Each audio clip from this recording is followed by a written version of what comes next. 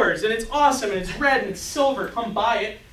Say, listen, if you buy this car, it's going to make you feel real sharp. It's going to make you feel better. You're actually going to do better at business meetings. So when you drive up in that car and they see you get out of this thing, this Cadillac, this beautiful car. I don't know, Cadillac, is it still around anymore? Whatever it is, it's going to make you feel good. Tell them why they need your product, why they need your service. Not that I do accounting. Tell them why you need accounting. Tell them, listen, you're going to save money, you're going to save time, your whole thing is going to be done more properly, your business is going to succeed this much better, and put the knowledge together, do the research, and say, listen, 5% of business, 5% of businesses fail because they didn't have the proper account. Whatever it is, I don't know. But use those types of things. Don't tell them you need accounting because April's coming up soon. Well, great, everybody knows that. But some people are still in denial. They're still going, yeah, I don't need that, I have TurboTax. So, then make exclusive offers to your prime customers. We kind of went through that already. And then add value to your product or service. Whatever it is that you have, add value. It can be through anything. You guys know what you can add, especially customer service. And I'm going to say that over and over again because you know what? That is what's lacking in the big companies. If you guys can give good customer service, that 90% of the time is going to draw more business towards you. Because people want more customer service. So add value to whatever your service is or your product is. The more value you add, the more reason people are going to have to come to you. And then the second part of that is add value that you can charge for. Because isn't it great, like, yeah, I'm going to do all these things, but it's going to cost me this much more money to throw in this free product or do this different type of advertising. Right, but what if you can do things that you can charge more money for? That's a lot smarter way of thinking about it. Add value. Give them something that they need, not that you tell them they need, that they feel they need, that they want. Ask these questions, find out what it is they want, add that value that you can charge more for. Because that's the fastest way to grow your bottom line, is to increase the amount of sales and increase the price of the sales. Period. So that's it. And then, just trying to skip ahead here.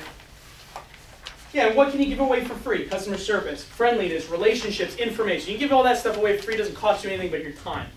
And we all put a lot of time into our businesses, so we shouldn't have a problem putting that in. And then the last is don't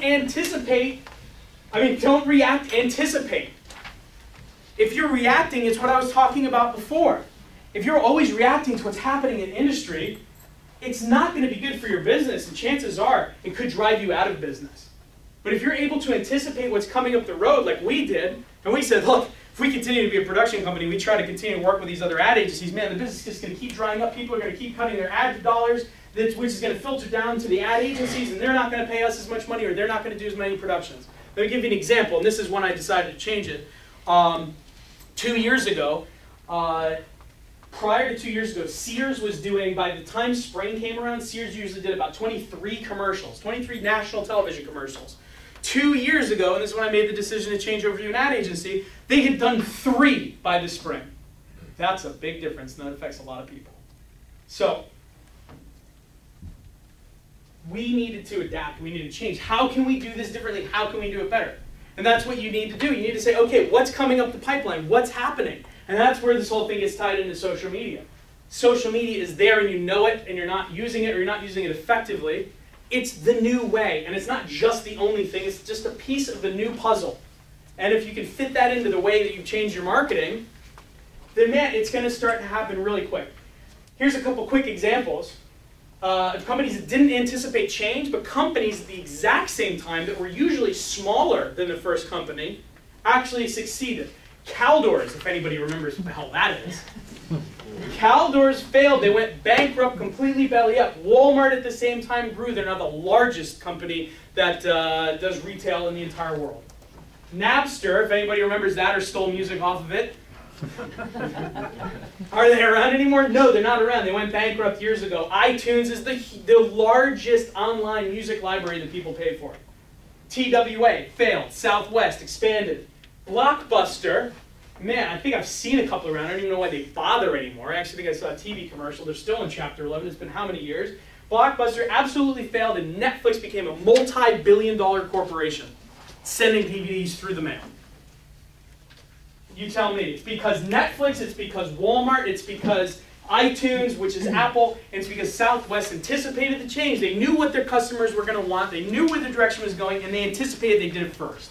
And the other company said, Calder said, no, no, no, this is the way we've done it. This is the way that we've done it. TWA, look, this is the way we've done it. Blockbuster, no, no, no, we need stores. People have to come to them. They're not going to go and get things through the mail. They're going to want to come in. They're going to want to look through the shelves. No, they're not. They didn't ask the questions. They told people what they thought that people should want. They didn't ask the questions. And this is where everything gets turned around into social media. I know we're running a little bit behind. Is there any quick couple of questions I can take at this moment? I'll stay a little later if anybody wants to stay a little later to kind of have some other questions. But if in the meantime anyone is confused, I know I'm going through this stuff a little quickly. But is there any questions right now, or should I just jump right into social media? Jump. So, social media. Having a Facebook page or Twitter account does not equal social media savvy. It doesn't matter. You can have 25 Facebook pages and no one's going to find you if you don't use it properly. Social media is a two-way conversation. It's everything we've been talking about before. And this is why I went through all of that. And this is why social media is actually the shortest section of this. Because it all applies to this. This has all been to kind of get you to change your marketing mindset. And now that you can change it, you look at social media in a completely different way. Social media is a two-way conversation. You get on Twitter, you get on Facebook, and you just start saying, hey, I have really cool stuff. I have cars to sell, I have wine to sell, I have lumber to sell, whatever. Nobody cares, and they don't want to listen to you. And here's why. Social media is like going to a dinner party or a cocktail reception. You don't walk up to the cocktail reception, go to 100 people and go, hi, I'm Brian, I sell advertising. Do you need advertising? Hi, I'm Brian, I sell advertising. Do you need advertising? No, you'd look like an idiot. Social media is the same thing. People don't want to sit there. They're on their Blackberries. They're on their iPhones. It's casual conversation. They want to build a relationship. They want to get to know you. They want to get to know what it is about you, what makes you cool. And guess what? It all comes back to adding value. You need to add value to what it is that you're giving these people on social media. So the first real step is build relationships. Build relationships, plain and simple. The number one tool I would say for this is going to be Twitter, to build relationships. Because it's the fastest, easiest way to search people out. You can friend them. They'll see that you friend them, or that you're following them rather. And they may follow you back immediately.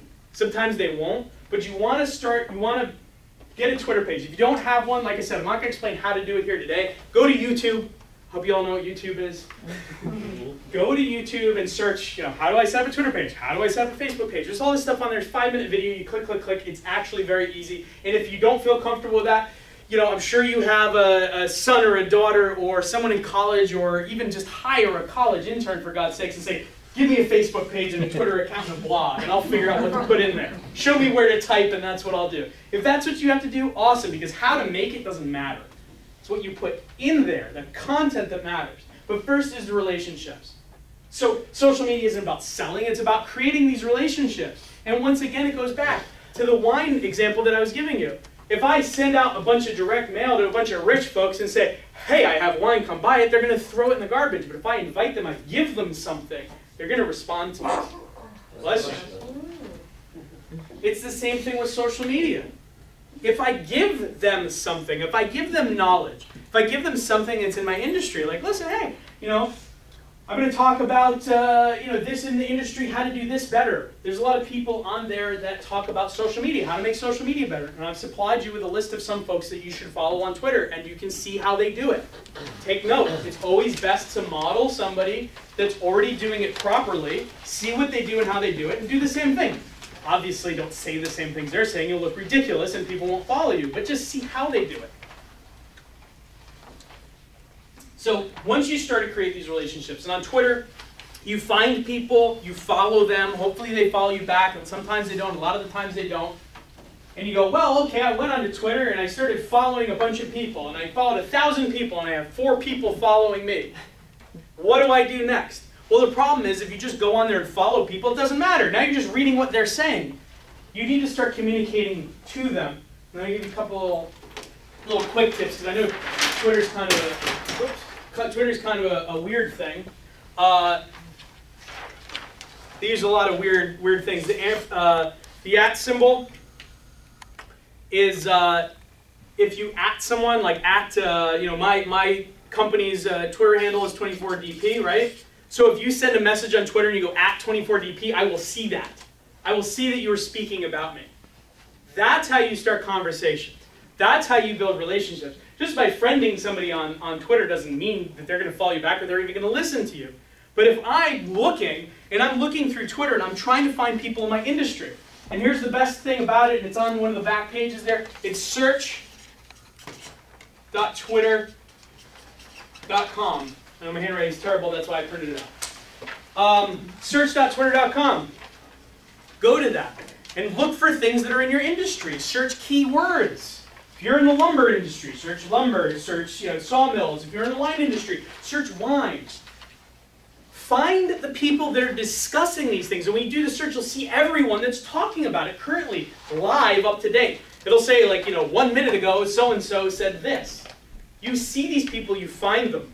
You go, oh, okay, cool. Now you start watching them, seeing what they're talking about. And don't immediately just go in and friend every single one of them. That's ridiculous, because then Twitter will probably lock your account out for trying to spam people. And that is what a lot of people do with Twitter and Facebook. They go, I want more. I have clients that go, I want more Twitter followers. Get us more Twitter followers. We don't have 1,000. I want 10,000 by the end of the year. And I go, A, I can't guarantee you that because it depends upon you and your business. And B, why do you want 10,000 Twitter followers? So we can tell them what we sell. They want to spam them. People on Twitter don't want to be spammed. People on Facebook don't want to be spammed. They don't want to see, I'm selling this, I'm doing this, they don't care. That's not what Twitter's about. It's that relationship. And the people that can successfully open up these relationships and start to create dialogue are the ones that are extremely successful in social media. You want to open up the dialogue. So you find somebody in your industry that's discussing something. And you see something. Maybe they say something and they put a link. And you can put links and everything in your Twitter, in your tweet. Maybe they put a link to a blog post they did, and it's very cool and it's interesting. You're like, wow, I didn't realize that about the industry. That's very good information.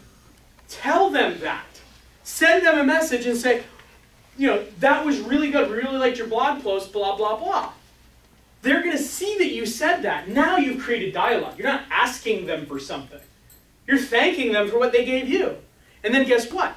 You should take that blog post that that person put up that you liked, and then you should, they call it retweeting, and you can automate that. You can look this stuff up on YouTube, or you can just repaste their link and say, hey everybody, this is a really great thing by @so-and-so. I think it's a good resource, you should check it out. Now, guess what? You just did them a favor. You just helped spread their content. Now they're going, oh wow, that's pretty cool. Brian just sent my the link to my blog out because you really like my post. That's awesome. Now they might start having communication and dialogue with you. But here's the key. You can do that randomly, or you can build relationships with leaders in your industry. Because having a bunch of Twitter followers is irrelevant. It's the same thing we were talking about. You're casting a wide net. If you have 100,000 followers, but only 3 of them are A, related to your industry, and B, they're any sort of people that other people listen to, who cares? Once again, it's irrelevant. The numbers don't matter. The numbers will come in over time. You want to create these relationships with people that are leaders in your industry. So if they're people that have a lot of followers, that have a big blog, that have a very successful business, and don't just bullshit them, like really read their stuff, see what they're talking about. If you see something that was really cool or really interesting, tell them. Share their link. Now they're going to owe you one, and once again, like I said before, if you give something away to somebody, they naturally feel that they have to give something to you. It may not happen right away. It's not going to be like, oh great, I posted this person's link, and 10 minutes later they were like, hey, you should buy from so-and-so. That's not going to happen. But they may start to have that dialogue. They may have to start to have that dialogue. Actually, I can give you an example, and I didn't include this. I didn't even think to do it. We had started I had started a conversation a year or so ago with a guy, Rick Myers, who's one of the top bloggers. I don't know where he stands now, but he was in the top 20 most followed people on the internet. And I started a conversation with him. He put something up cool. I talked to him. It took a couple months. We kind of did some back and forth. And he started paying attention to what we were doing. It was like, oh man, your work is really cool, this and that, just over Twitter, little tiny blurbs back and forth. Eventually, he sent me a direct message, which only I can see, and he said, hey, listen, give me a call. And I called him up. He had a production that he wanted to do, and we did it for him. We got immediate business out of it, but not only that, guess what? He's such a good person to us online that when we say, oh, hey, check out this cool video that we've just done, tell us what you think, he's one of the first people to retweet it. He's got something like 600,000 followers. 600,000.